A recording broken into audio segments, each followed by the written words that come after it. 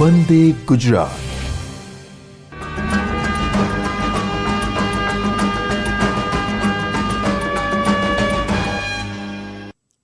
વિદ્યાર્થી મિત્રો, ગઈકાલે આપણે ચાક ગતિની શરૂઆત કરી હતી. ચાક ગતિ જે આપણે વ્યવહારિક લાઈફમાં ઘણી જગ્યાએ જોવા મળે છે, જેના ઉદાહરણ પણ આપ્યા હતા, જેમાં ચકદોડની ગતિ લઈ શકાય, ઘડિયાળની ગતિ લઈ શકાય, ભમરડાની ગતિ લઈ શકાય.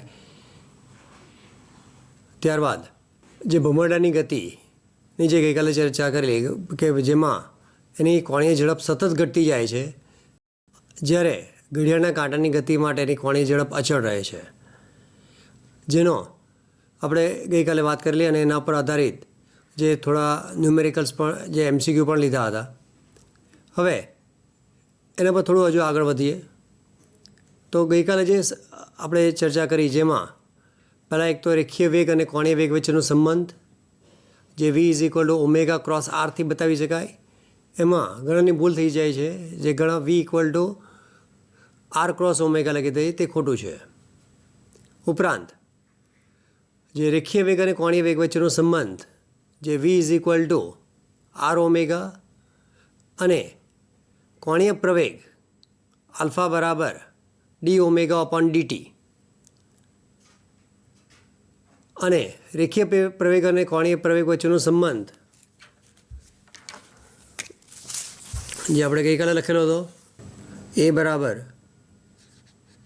AR + AT, જે ગઈકાલે આપણે લીધો હતો, અને એના પરથી એનું જે મૂલ્ય A = √AR² + AT² + 2AR AT cos 90, તો એના પરથી રૂટ આપણે લખી શકાય AR² + AT² cos 90 = 0.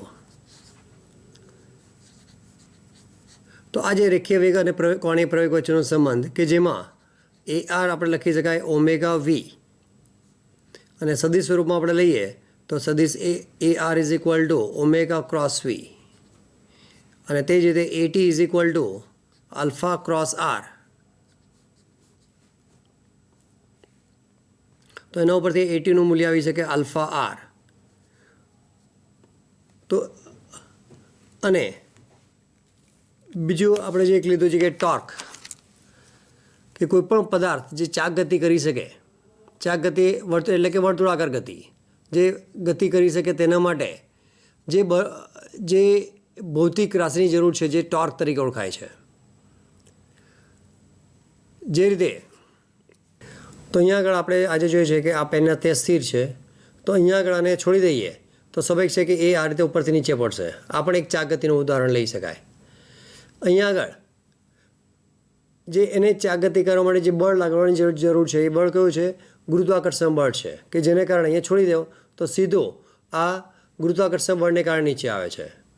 અને જે આપણે પહેલાં ચેપ્ટરમાં લીધેલો કે આ જે ચાક ગતિ, તો એ જે બળ લાગશે તે એના દ્રવ્યમાન કેન્દ્ર પર બળ લાગે, એટલે એને કારણે જો આ પોઈન્ટ તમે વચ્ચે પકડેલો હોય તો એ ચાક ગતિ કરી શકે નહીં.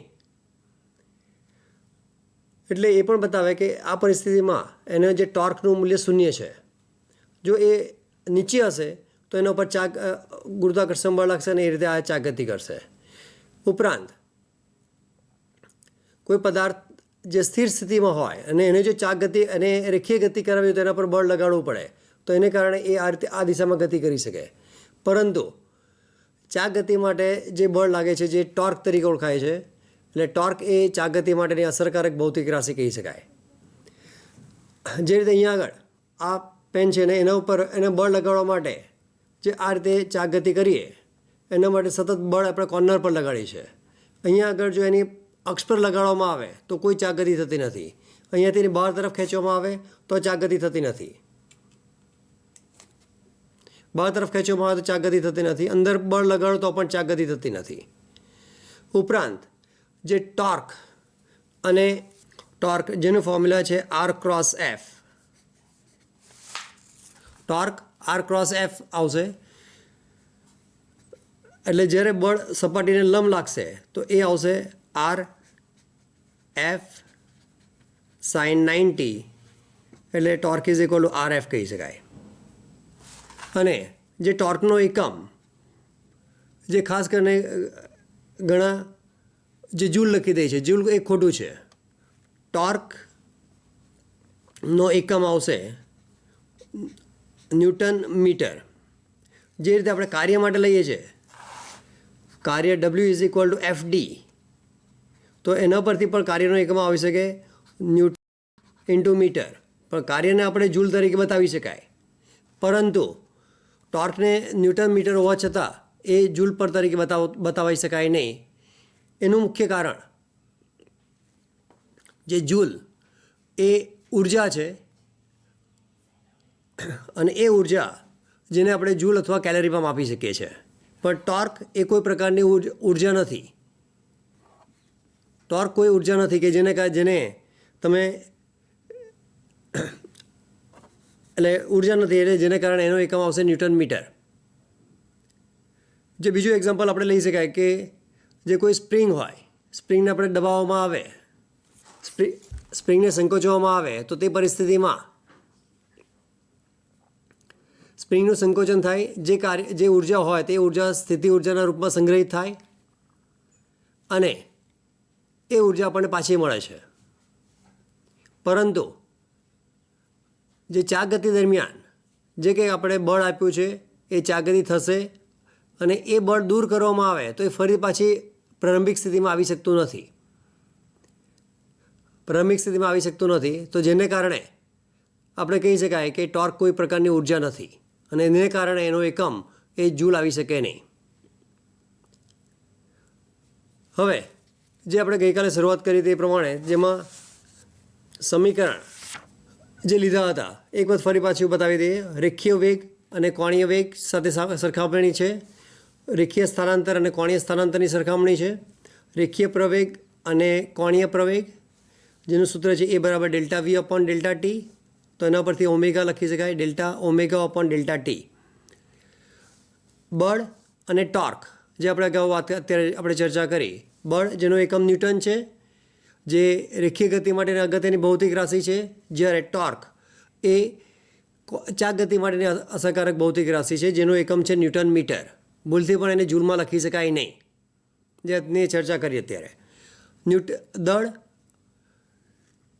જે અને તેને અનુરૂપ ચાક ગતિ માટે જે રાશિ છે, જે જડત્વની ચાક માત્ર કેપિટલ આઈ કહેવાશે. અને એના સૂત્ર, જે પછી ઘણા બધા સૂત્ર છે જે અલગ અલગ આકાર પર આધાર રાખશે. પદાર્થમાં દ્રવ્યનું વિતરણ કેવી રીતે થયેલું છે તેના પર આધાર રાખશે, જેની ડિટેલમાં આપણે ચર્ચા કરશું. બીજું છે રેખીય વેગમાન પી, કોણીય વેગમાન આવશે કેપિટલ એલ. જે આપણને ખબર છે કે ન્યૂટનનો ગતિનો બીજો નિયમ એફ બરાબર ડેલ્ટા પી ભાગ્યા ડેલ્ટા ટી, એને અનુરૂપ આપણે લખવું હોય સમીકરણ, તો બળ જેને આપણે ની જગ્યાએ ટોર્ક આવશે, અને ડેલ્ટા પીની જગ્યાએ ડેલ્ટા એલ આવશે. તો ટોર્ક માટે સમીકરણ આવી શકે delta L upon delta T, જેને આપણે ચાક ગતિ માટે ન્યૂટનનો ગતિનો બીજો નિયમ પણ કહી શકાય. એના જેવા જ બીજા કેટલાક સમીકરણ જે આપણને ખબર છે, જેનાથી આપણે પ્રચલિત છે, આપણને ખબર છે, જે એક્સ બરાબર એમ એ, તો એને અનુરૂપ સમીકરણ આવશે torque I is equal to I alpha. ત્યારબાદ રેખીય વેગમાન પી બરાબર એમ વી, તો કોણીય વેગમાન L is equal to I omega. ઉપરાંત જે ચાક ગતિ ઉર્જા, રેખીય ગતિ ઉર્જા કે બરાબર હાફ એમ વી સ્ક્વેર, અને એના ઉપરથી ચાક ગતિ ઉર્જા આવશે કે is equal two half I omega square. ઉપરાંત કે એનું એક બીજું સમીકરણ આપણને ખબર છે પી સ્ક્વેર અપોન 2m કે બરાબર, જેના ઉપરથી આ સમીકરણ આપણે લખવું હોય તો કયું લખી શકાય. તો સ્વાભાવિક છે કે ઉપર આપણે જે લખ્યું છે જે પી, જે એલ સાથે સામ્યતા ધરાવે, એટલે પી સ્ક્વેરની જગ્યાએ આવી શકે એલ સ્ક્વેર ભાગ્યા 2, અને દળની જગ્યાએ સામ્યતા ધરાવે છે આઈ, એટલે ભાગ્યા 2i.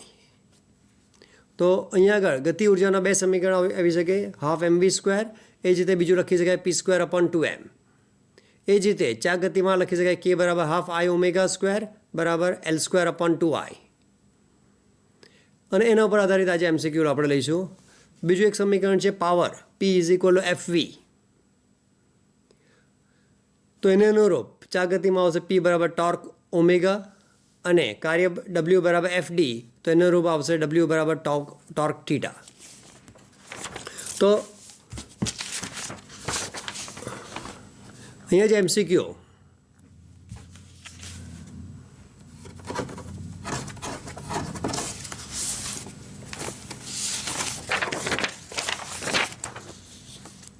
આ એક આપણે એમસીક્યુ લઈએ છીએ કે જેમાં એક તકતી આકૃતિમાં દર્શાવેલ છે જે એના કેન્દ્રની આસપાસ વર્તુળાકાર ફરી શકે તેમ છે. કોઈ ઘર્ષણ બળ લાગતું નથી, ઘર્ષણ બળ અવગણીય છે. જેનું દળ 0.2 કિલો, જેની જડત્વની ચાક માત્રા એટલે કે કેપિટલ આઈ 0.2 kg મીટર સ્ક્વેર આપેલ છે. જેની ત્રિજ્યા 20 સેન્ટીમીટર છે. આ તકતીના ફરતે દોરી વીંટાળીએ અને એ દોરીને ખેંચવામાં આવે તો એ ચાક ગતિ કરે છે. જે રીતે આપણે પતંગની સિઝનમાં ફિરકી જે આપણે દોરી માટે ઉપયોગ કરીએ છીએ, એ ફિરકી પકડી રાખીએ અને દોરીને ખેંચો તમે ઝડપથી તો એ ફિરકી ઝડપથી ફરે છે. તો આ બરાબર એના જેવો છે એક્ઝામ્પલ છે. તો એ દોરીને મુક્ત છેડે F બરાબર 20 ન્યૂટનનું બળ લગાડવામાં આવે એટલે કે એ ફિરકીને ઝડપથી ખેંચવામાં આવે તો 5 સેકન્ડ પછી એ તકતીનો કોણીય વેગ કેટલો હશે? કોણીય વેગ એટલે ઓમેગા.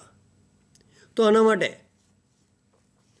પહેલાં જે કઈ રાશિ આપી છે તે નક્કી કરીએ. એટલે પહેલાં અહીંયા આગળ આ છે, આ કિંમત છે, આ આવશે. એટલે અલગ લખવાની જરૂર નથી. જ્યારે પણ તમારી પાસે ક્વેશ્ચન પેપર હોય તો એ ક્વેશ્ચન પેપરમાં તમે આ રીતે એ કઈ સંજ્ઞા છે, એ કઈ ભૌતિક રાશિની કઈ સંજ્ઞા છે તે તમારે લખી દેવાનું કે જેથી ગણતરીમાં ઇઝી પડશે. બીજો ડેટા છે 2 સેન્ટીમીટર, જેની ત્રિજ્યા R બતાવશે અને ત્રીજું બળ આપશે બળ F બરાબર 20 ન્યૂટન. સમય આપેલ છે T બરાબર 5 ન્યૂટન અને કોણીય વેગ કે જેની સંજ્ઞા આવશે ઓમેગા. એ ઓમેગાની કિંમત આપણે શોધવાની છે. એટલે આ રીતે જ્યારે પણ પ્રશ્નપત્ર મળે તો એમાં તમારે ઓછી જગ્યામાં ઉપયોગ કરવાનો હોય તો એ પરિસ્થિતિમાં જ્યાં પણ આંકડા હોય, આંકડાકીય માહિતી હોય ત્યાં તમે આ રીતે સંજ્ઞા બતાવી દેવાની છે. હવે એના ઉપરથી આપણે કોણીય વેગ કેવી રીતે શોધી શકાય? તો આપણે અગાઉ જે સમીકરણ લીધો કે ટોર્ક ઇઝ ઇક્વલ ટુ એક સમીકરણ આપણે આઈ આલ્ફા હતું જે F બરાબર ma સાથે સામ્યતા ધરાવે. ઉપરાંત બીજું એક સમીકરણ હતું T is equal delta L upon delta T જે F બરાબર ma સાથે સામ્યતા ધરાવે. અને એક બીજું સમીકરણ આપણે લખેલું હતું torque is equal to r F sine theta, r cross F. તો આ જે 3 સૂત્ર હતા તો એના ઉપરનો ઉપયોગ કરવો પડશે. તો અહીંયા આગળ આપણે શોધવાનું છે ઓમેગા. ઓમેગા એટલે આ સમીકરણનો ઉપયોગ થઈ શકશે નહીં.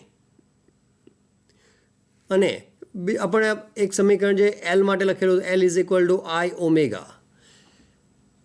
એટલે આપણે ઓમેગાની જરૂર છે. એટલે સ્વાભાવિક છે કે આપણે એક ટોર્કનું સમીકરણ અને બીજું આવશે torque is equal to r F sine theta. આ બેને સરખાવવું પડશે અને એના ઉપરથી આપણે ઓમેગા શોધી શકશું. તો torque is equal to delta L upon delta T એટલે અંતિમ માઇનસ પ્રારંભિક એટલે એલ માઇનસ પ્રારંભિક સ્થિતિમાં સ્થિર છે એટલે એલ માઇનસ 0 ભાગ્યા ટી એટલે એલ જેને આપણે સમીકરણ લખીએ છીએ L is equal to I omega upon T. આ એક સમીકરણ નંબર 1 મળી શકે. એ જ રીતે બીજું સમીકરણ છે torque is equal to r F sine theta. તો જે અહીંયા આકૃતિમાં આપણે લીધું છે કે જેમાં આ બળ સ્પર્શકની દિશામાં લગાડવામાં આવે છે.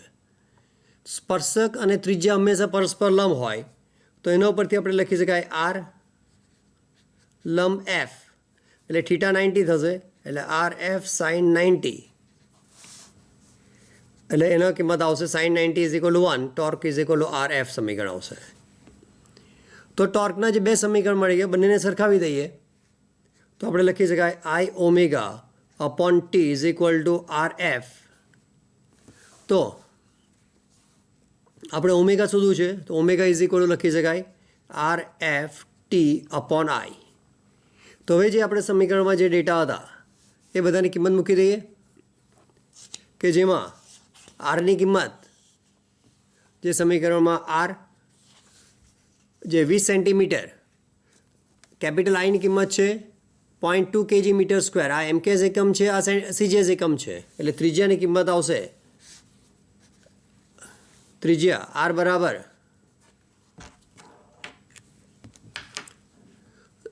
0.2 મીટર, 20 સેન્ટીમીટર જેને 0.2 મીટર કહી શકાય. આઈની કિંમત જે 0.2 છે કેજી મીટર સ્ક્વેર.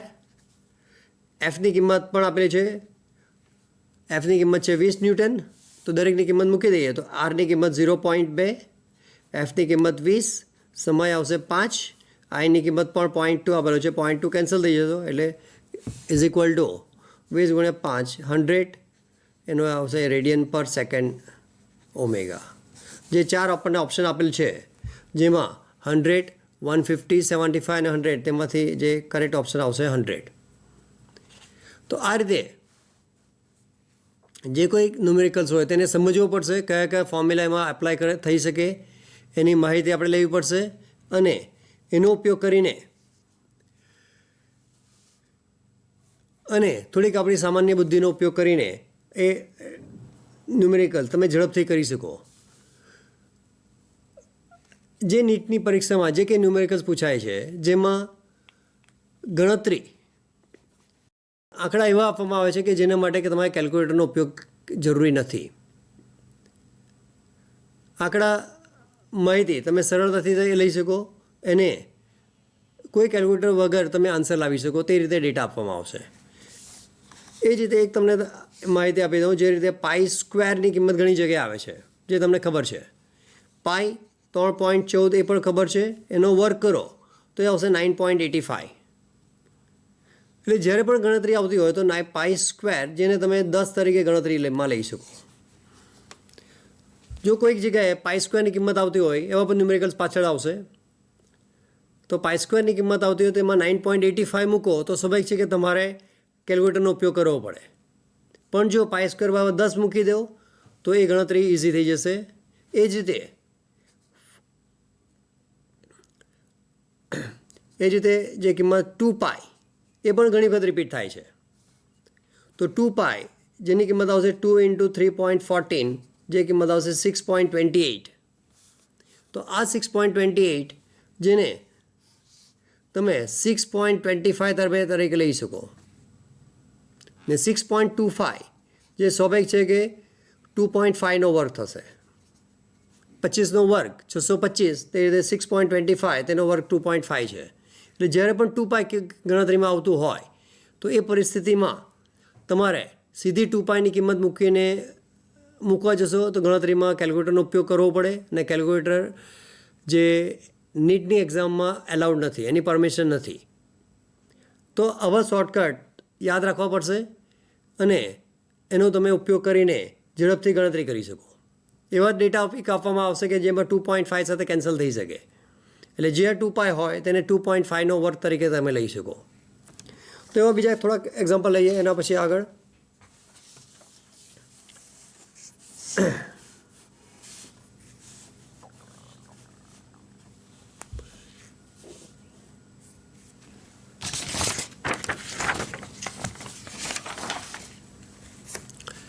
આ એક વ્હીલ છે જેની જડતાની ચાક માત્ર આપેલ છે. એટલે કે અગાઉની જેમ જ એ આવશે કેપિટલ આઈ. તેની કોણીય ઝડપ જે સ્વાભાવિક છે કે ઓમેગા કિંમત આપશે. સમય આપેલો છે 1 મિનિટ જે ટીની કિંમત આપશે. તો એને સ્થિર થવા માટે જો અહીંયા સ્થિર થવા કોઈ આંકડીકીય માહિતી નથી, તે છતાં સ્થિર થવા માટે એટલે કે એનો અંતિમ વેગ ઓમેગાની કિંમત 0 લેવાની છે. તો એના માટે કેટલું ટોર્ક લગાડવું પડશે? તો જે સમીકરણ એક આઈ આપણને ખબર છે, ઓમેગા ખબર છે, સમય ખબર છે અને એના માટે ટોર્ક લગાડવાનું છે. તો અગાઉ જે આપણે સમીકરણ લીધા તે પ્રમાણે torque is equal to I alpha એક સમીકરણ, torque is equal to delta L upon delta T બીજું એક સમીકરણ, torque delta L upon delta T અને બીજું એક સમીકરણ આર એફ સાઇન થીટા. તો અહીંયા આગળ ટોર્ક લગાડવું છે તો સ્વાભાવિક છે કે અહીંયા જડતાની ચાક માત્ર આપેલ છે એટલે અહીંયા આગળ આપણે આનો ઉપયોગ કરી શકાય.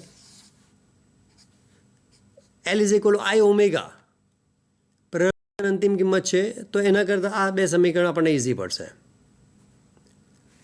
તો જે torque is equal to I alpha અને બીજું એક સમીકરણ છે torque is equal to r F sine theta.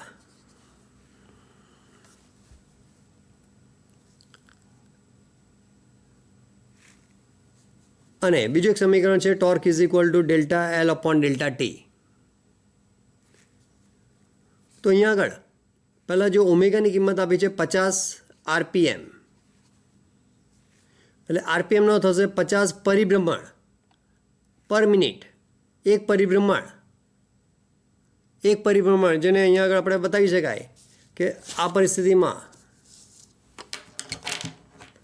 આ જે પેન લઈએ અહીંયાથી એને આખું એક પરિભ્રમણ આપો તો એ ફરી પાછું અહીંયા આગળ આવે તો એ 2 પાઈ, જે અહીંયા આપણે આકૃતિ પરથી પણ બતાવી શકાય કે આ એક પોઈન્ટને અહીંયા ફરીને પાછો અહીંયા આગળ સુધી લાવો તો એના માટે થીટા ઇઝ ઇક્વલ ટુ 2 પાઈ લઈ શકાય. એટલે 2 પાઈ રેડિયન ને 1 મિનિટ એટલે 60 સેકન્ડ. તો એના ઉપરથી એની કિંમત આવશે 10 પાઈ અપોન 6 અથવા 5 pi upon 3 radian per second. તો અહીંયા આગળ આપણે જે વાત કરીએ તે પ્રમાણે એફ છે, પણ અહીંયા આગળ એફની કોઈ માહિતી આપણે એટલે શરૂઆતમાં આપણે જે વાત કરી હતી તેમાં આ આરએફનો ઉપયોગ થશે નહીં. આ બે સમીકરણનો આપણે ઉપયોગ કરવો પડશે. આરએફ સાઇન થીટાનો ઉપયોગ થશે નહીં. તો torque is equal to I alpha, બીજું સમીકરણ આવશે delta L upon delta T. આઈ alpha delta L upon delta T. અને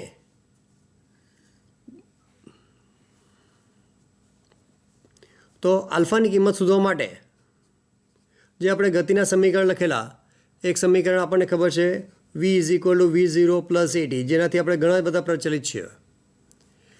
તો આ સમીકરણને અનુરૂપ કોણીય ગતિમાં લખવું હોય, ચાક ગતિ માટે લખવું હોય તો વીની જગ્યાએ ઓમેગા, V0ની જગ્યાએ બનાવશે ઓમેગા 0 પ્લસ આલ્ફા ટી, એટલે કે આલ્ફાની કિંમત આવશે omega minus omega 0 upon T. તો ચાક ગતિ ઉર્જા આપેલી છે. આપણે ટોર્ક શોધવાનું છે ક્વેશ્ચનમાં. તો આલ્ફાની કિંમત આપણને આવે છે, અંતિમ વેગ 0 છે અને સ્થિર થવા માટે લાગતો સમય એટલે કોણીય વેગ 0, પ્રારંભિક એની કોણીય ઝડપ જે આપણે શોધી કાઢી -5 પાઈ અપોન 3 ભાગ્યા 1 મિનિટ.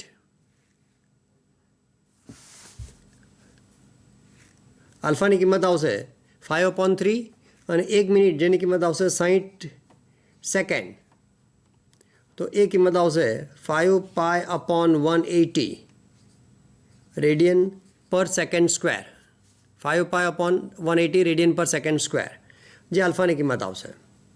તો સીધું કિંમત આવશે torque is equal to I alpha. આઈની કિંમત તમને આપેલી છે શરૂઆતમાં. આઈ જે આપણે લખેલું છે 2 kg મીટર સ્ક્વેર. તો અહીંયા આગળ આઈની કિંમત 2 kg મીટર સ્ક્વેર અને આલ્ફાની કિંમત આવશે 5 પાઈ અપોન 180.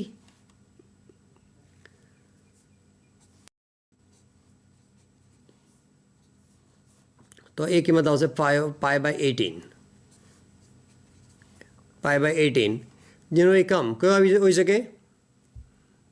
એનો એકમ ફરીથી torque is equal I alpha અને આર એફ સાઇન થીટા જે આપણે શરૂઆતમાં લીધું, આર એફ સાઇન થીટા. આરનો એકમ મીટર, એફનો એકમ ન્યૂટન, થીટા એકમ રહિત, તો એના પરથી એકમ આવી શકે એને ન્યૂટન મીટર, જે ઓપ્શનમાં આપણને આપેલું છે.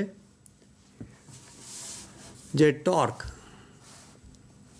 કેટલું ટોર્ક લગાડવું પડશે? તો કરેક્ટ આન્સર આવશે પાઈ અપોન 18 ન્યૂટન મીટર. તો હવે એક્ઝામ્પલમાં ખાસ ખ્યાલમાં રાખવા જેવી બાબત છે કે દરેકમાં તમારે જે કિંમત આપી હોય તે કિંમત તમારે સાઈડ પર લખી દેવાની અને જે સૂત્ર આવતા હોય તે સૂત્રનો ઉપયોગ કરીને એનો તમે ઉકેલ મેળવી શકો. એના જેવો જ એક બીજો એક્ઝામ્પલ જે આપણે અગાઉ વાત કરેલી, જે ગઈકાલે નીટના એક્ઝામ્પલ્સમાં થોડી વાર ચર્ચા કરેલી, જેમાં 45 ન્યુમેરિકલ્સમાંથી લગભગ 30 જેટલા ન્યુમેરિકલ્સ ગણતરીવાળા હશે અને 15 જેવા ઓબ્જેક્ટિવ જે ડાયરેક્ટ તમે આન્સર આપી શકો, જેના માટે તમારે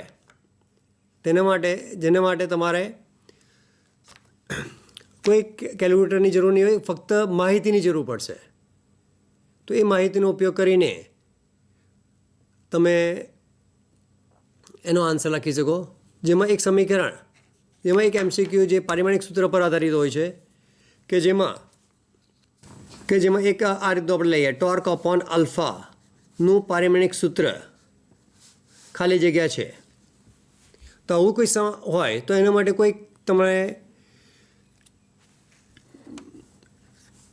કોઈ ગણતરીની જરૂર નથી, તમે ડાયરેક્ટ લખી શકો. જે આપણે અગાઉ સમીકરણ લઈ ગયું, tau is equal to I alpha. તો આઈ આલ્ફા, તો એના પરથી આઈ ઇઝ ઇક્વલ આવી શકે ટોર્ક અપોન આલ્ફા. એટલે આઈનો એકમ આપણને ખબર હોય તો એના ઉપરથી ટોર્ક અપોન આલ્ફા સહેલાઈથી મેળવી શકાય. તો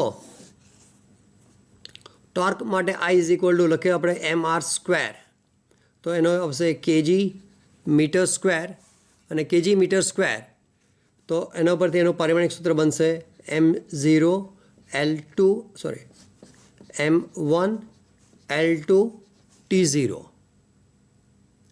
કેજી જે દળ બતાવે છે, મીટર જે લંબાઈ બતાવે છે, અને સમય 0 આવશે, એટલે એનું પરિમાણિક સૂત્ર આવશે m1L2T0. તો આ રીતે આવા જે MCQ પણ તમને પૂછાય છે, જે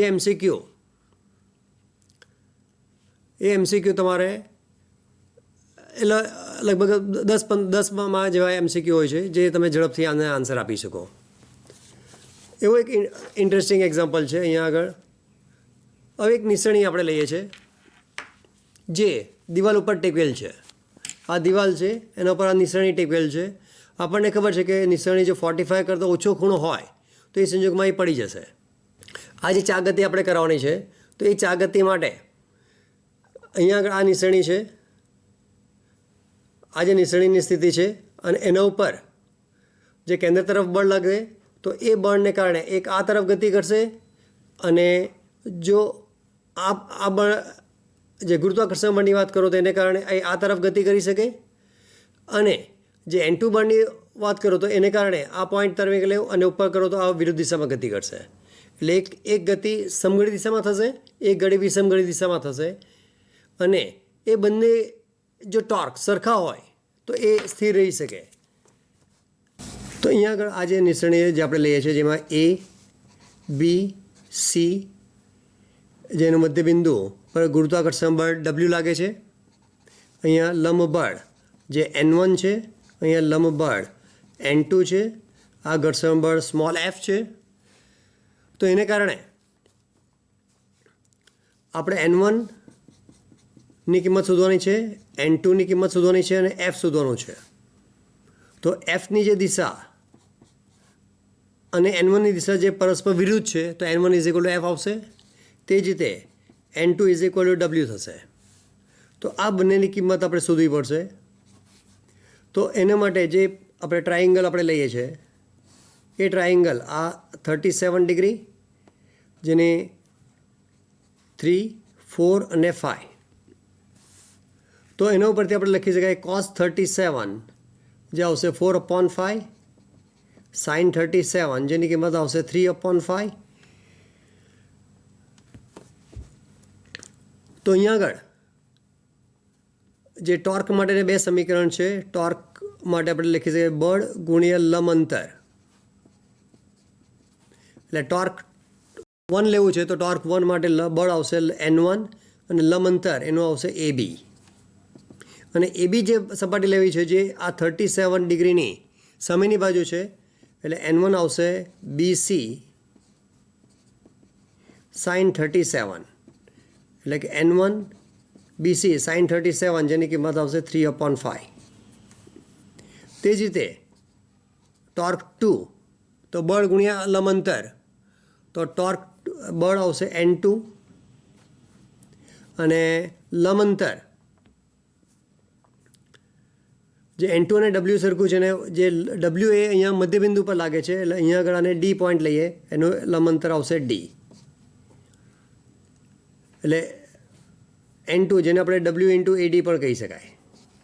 અને એડીની કિંમત આપણે આ રીતે શોધી શકાય, એસી ભાગ્યા 2 એટલે W/2 અને એસી જે આ ખૂણાની 37 ડિગ્રીની પાસેની બાજુ છે તો એના માટે લખી શકાય BC cos 37 એટલે એ આવશે W/2 BC cos 37ની કિંમત આના પરથી આપણે લખી શકીએ cos 37 આવશે 4/5. તો સંતુલિત સ્થિતિમાં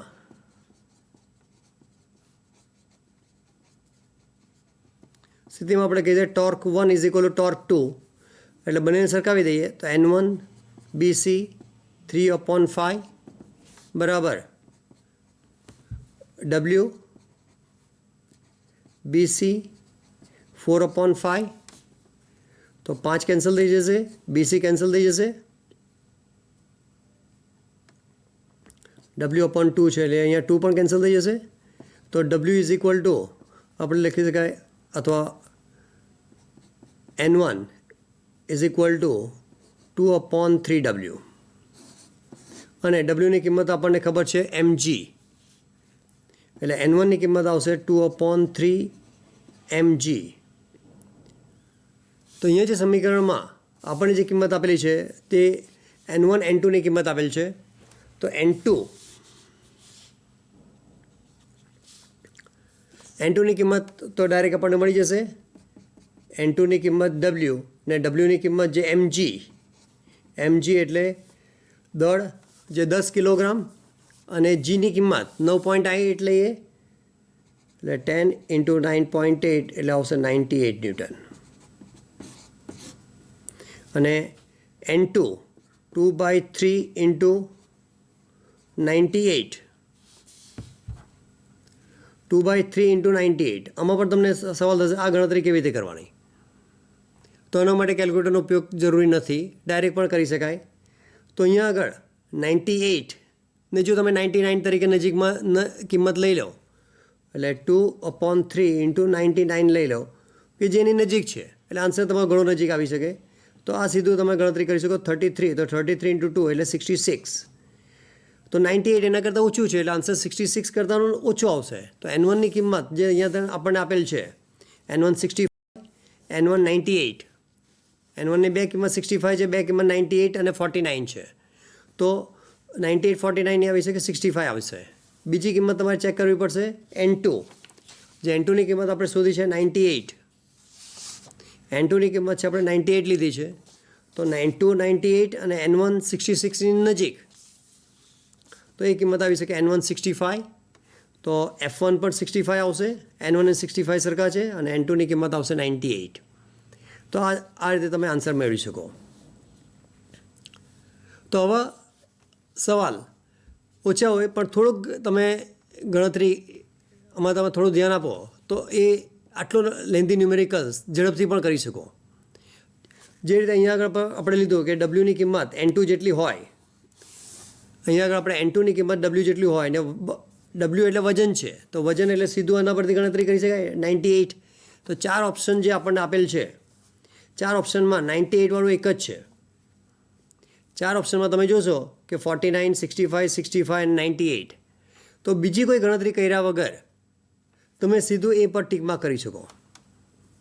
એટલે ઘણા જે નીટની એક્ઝામમાં 720માંથી 600 માર્ક્સની બધા જે લાવે છે એ પૂરેપૂરો સમ કરતા નથી. એટલે આવી જે ટ્રીકનો ઉપયોગ કરે છે, આવી તમને હિન્ટ પણ આપવામાં આવેલ છે, એ હિન્ટ તમારે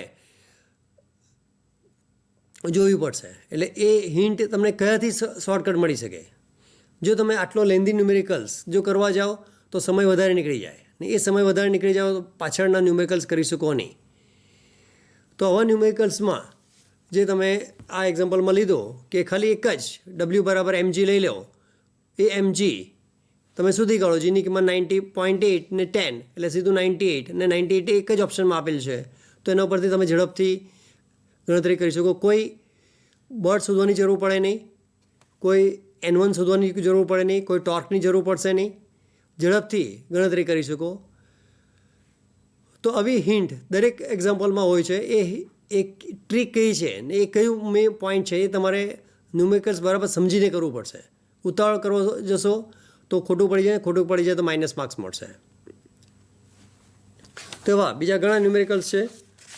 હા, હવે એક બીજું આપણે લઈએ છીએ કે દળ 10 ગ્રામ દળનો એક કણ 3.14 સેન્ટીમીટર ત્રિજ્યાના વર્તુળાકાર માર્ગ પર અચળ સ્પર્શીય પ્રવેગથી ગતિ કરે છે. તે 2 પરિભ્રમણ પૂર્ણ કરે ત્યારે તેની ગતિ ઉર્જા મળે છે. તો એનો પ્રવેગ કેટલો હશે? તો 2 પરિભ્રમણ પૂર્ણ કરે તેની ગતિ, એનો પ્રવેગ આપણે શોધવાનો છે. તો અગાઉની જેમ જ આ કિંમત આવશે દળ m, આની ત્રિજ્યા r બતાવશે, અને 2 પરિભ્રમણ આ ખાસ ખ્યાલ રાખવા જેવું છે, અને ગતિ ઉર્જા જેની કિંમત આવશે k.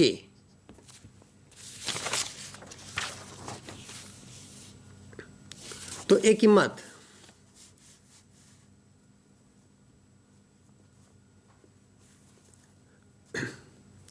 તો 2 પરિભ્રમણનો અર્થ આપણે કેવી રીતે લઈ શકાય? તો જે રીતે અહીંયા આગળ આ એક આપણે પોઈન્ટ લઈએ તો અહીંયાથી એક પરિભ્રમણ ફરીને આગળ વધે તો એ સ્વાભાવિક છે 2πr જેટલું અંતર કાપે. તો બીજું પરિભ્રમણ પૂર્ણ કરશે એટલે 2πr × 2πr એટલે કે 4πr જેટલું અંતર કાપશે. તો એના માટે જે ગતિ ઉર્જાનું સમીકરણ આપણે લઈએ છીએ હાફ mv². તો ગતિ ઉર્જા 8 × 10⁻⁴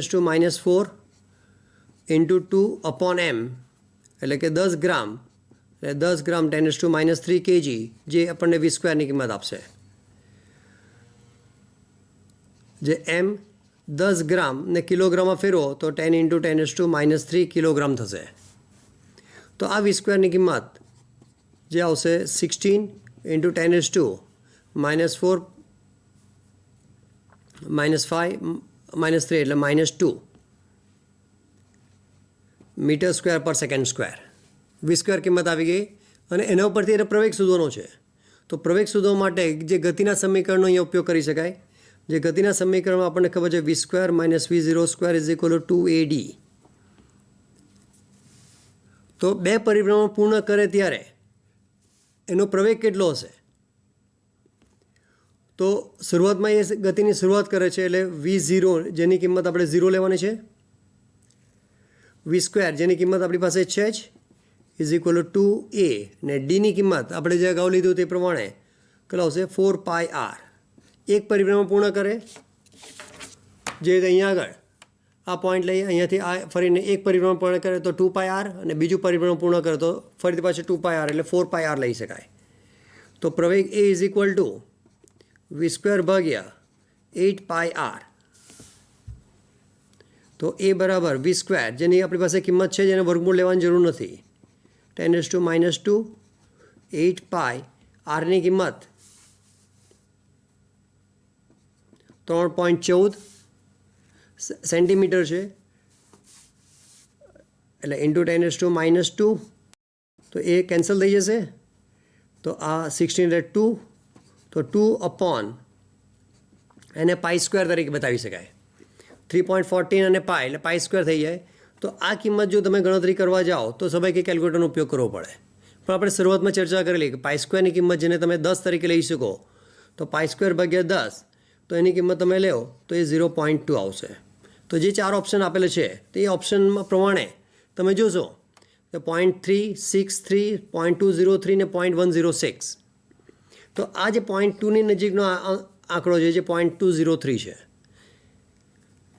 એટલે આવા આંકડા તમને આપવામાં આવશે. એટલે ઘણા સ્ટુડન્ટ્સ પાઈની કિંમત 3.14 મૂકીને જો ગણતરી કરવા જાઓ તો ઘણો સમય નીકળી જાય. તેને બદલે આ 0.36 આવા કોઈ આંકડા તમને અહીંયા મેચ થતા નથી. હવે જે આંકડા આપવામાં આવશે કે જે તમારા એપ્રોક્સિમેશનની નજીકમાં હોય. એપ્રોક્સિમેશન તમારું જે 0.2 આવે છે, 0.2ની નજીકમાં 0.203 છે, એ તમે પસંદ કરી શકો. તો આવા જે ન્યુમેરિકલ્સ, જે MCQ આપણે જે અહીંયા લીધા, જેમાં જે ઘણા, એક તો શોર્ટકટ તમે યાદ રાખી શકો, એક પોઈન્ટ જે cos 37ની વેલ્યુ, sin 37ની વેલ્યુ, π²ની વેલ્યુ 10 જેટલી હોય છે, 2πની વેલ્યુ જે 6.25ની નજીકમાં હોય કે એટલે 2.5² જેટલી હોય, તેને યાદ રાખવું પડશે. અને કેટલાક ન્યુમેરિકલ્સમાં જે ટ્રીક હશે, કોઈક એવી જે 3-4 રાશિ હશે તેમાંથી એક એવી રાશિ હશે કે જે તમે ઝડપથી ગણતરી કરી શકો. તો એ 3 અલગ અલગ રાશિ શોધવાની જરૂર પડે નહીં. કોઈ એક ગણતરી જે નજીકમાં હોય એ પહેલાં શોધી કાઢો, એના ઉપરથી 4 ઓપ્શન મેચ કરી દો, જે એના ઉપરથી તમને 1 કે 2 એ તમને નીકળી જશે અને બાકીના 2 હોય તેમાંથી તમે સિલેક્ટ કરી શકો. તો આવી જે ટ્રીક તમે ઉપયોગ કરી શકો અને એને આધારે તમે નીટની પરીક્ષામાં ઘણી એવી સારી સફળતા મેળવી શકો. આ જ રીતે હજુ થોડો પાર્ટ્સ બાકી છે જે આગળ લઈશું. Thank you very much.